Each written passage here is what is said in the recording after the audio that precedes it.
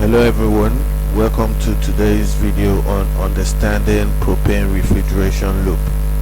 This is a very simple design designed to retrieve heat from an external source by using propane as the coolant. Okay, now propane goes into a compressor and out of the compressor. By this time it attains a whole lot of energy, of pressure and temperature, and it is sent to this cooler. What this cooler does is to regulate the temperature to an operating temperature that produces a very good dew point for propane. Okay, so by this time it gets down here, it is cooled down.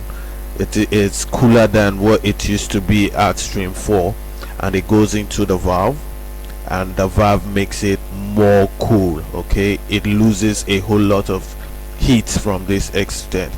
Now it becomes very cold that it retrieves all the heat from this environment.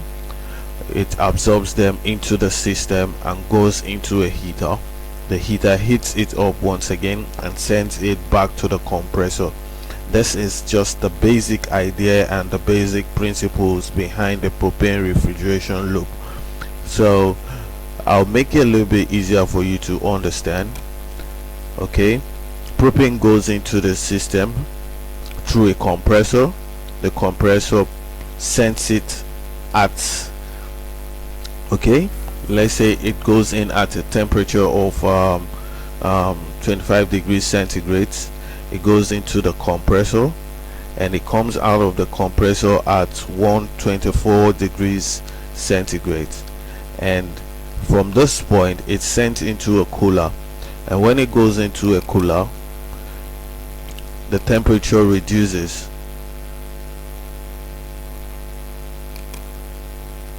Okay, the temperature reduces to 53.72 degrees centigrade.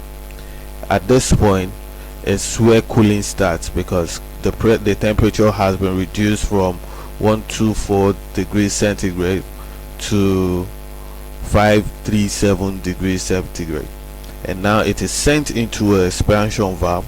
This valve is what does the real cooling. Okay, so at this point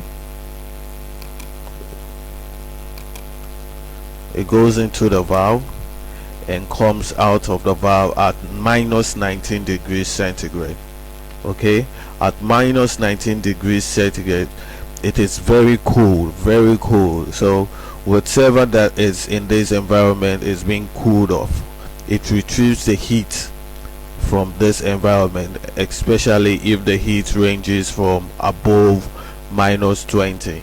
Okay, so from any heat above minus 19.1 it retrieves it. Okay, so it absorbs the energy and goes into a cooler.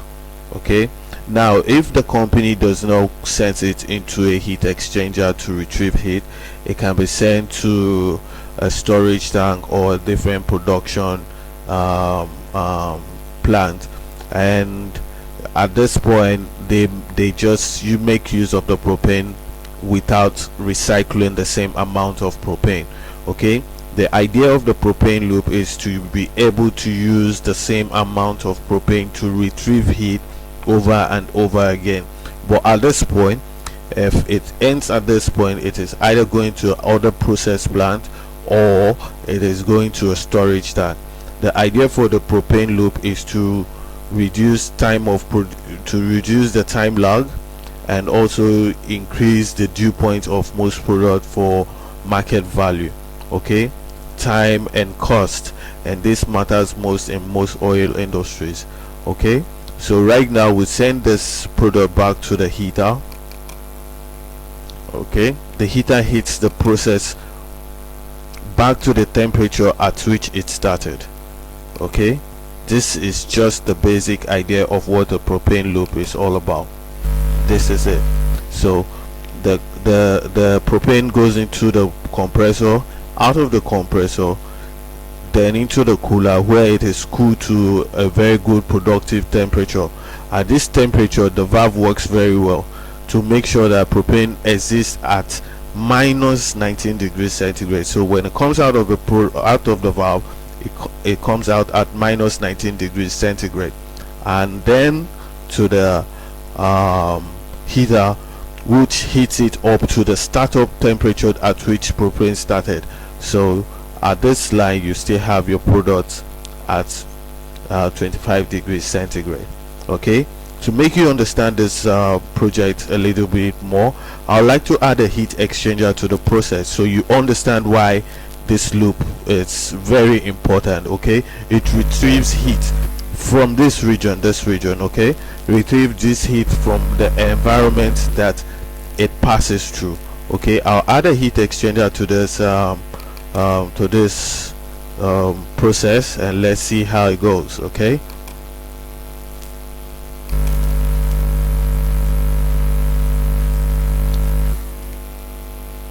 so you understand the real aim of this topic. Okay, this is a heat exchanger. Okay, now this is stream 4. It's going to pass through this stream. Okay, it's going to pass through this stream and retrieve some amount of heat from this stream. Okay, so let's see how it goes. It goes into the tube side and out of the tube side.